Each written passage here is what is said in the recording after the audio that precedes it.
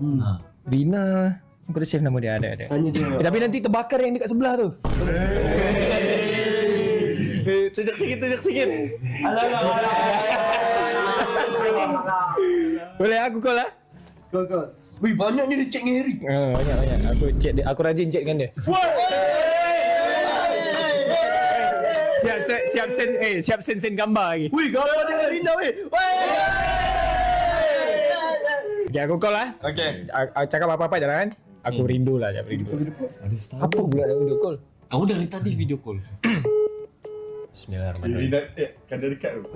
Makin dekat. Dia nak dengar juga. Dia tak angkat lah. Hello, Assalamualaikum. Waalaikumsalam. Rina, kau kat mana? Kat rumah. Oh, dah balik Malaysia? Dah balik dah. Kenapa Busy tak? Tak. Aku nak tanya sikit. Tanya lah. Ni jujur lah dari hati. Okay. Dia pasal partnership. Kau tahu kan Abe nak buat lepas brosis ni partnership balik. Tahu? Aku terfikir nak partner dengan kau balik. Kau on tak? Tak pernah offer.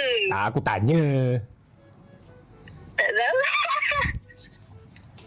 Tak tahu kau nak lagi ke? Kalau aku... Kau nak ke dengan orang yang malas buat konten ni? Apa? Kau nak lagi ke dengan orang yang malas buat konten ni? Tak Tapi adalah. aku dah rajin. Kau dah rajin dah sekarang. Itulah salah satu dia yang aku tengok. Kau dah mula rajin dan aku rasa kita kena selesaikan apa yang belum selesai lah.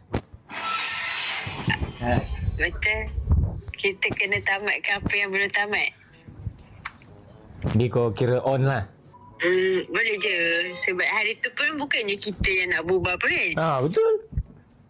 Kau ingat lagi Mana dia kau ingat lagi trademark kita? Tak betul-betul lah. Ingat je rumah. Rumah tu. Ayat pertama yang kau bagi dekat aku ingat lagi. Apa dia? Pick up line pertama. Kalau aku Gencan akan Raymond. Kalau kau apa? Kican Asarangnya apa? Betul. Nanti kalau Abel tanya pasal di partnership cakap kau Herina je lah. Apa? Nak Herina je lah kalau macam Abel cakap pasal di partnership.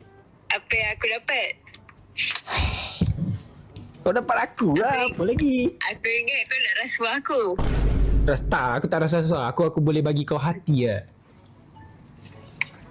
Tak kena. Tak, sebab benda ni melibatkan hati. Tak, benda ni melibatkan hati dan perasaan. Kau tahu tak? You Harry, aku sebenarnya dah lama dah tahan.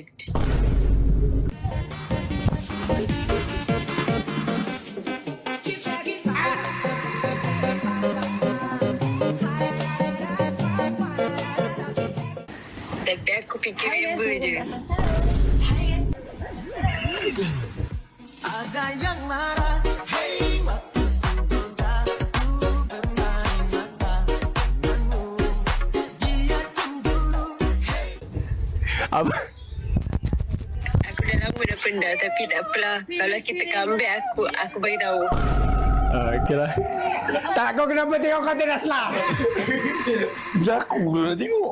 Okay. Okay lah Rina, sudahlah. Bye. Okay, Ray, bye. Sakit. Terus tengok kan. Dia just suruh Azan ni kalau Wih, nampakkan dia tengok konten Aslah dengan betul-betul feeling. Sampai pun tak terangkat dia tu. Dah selesai ya?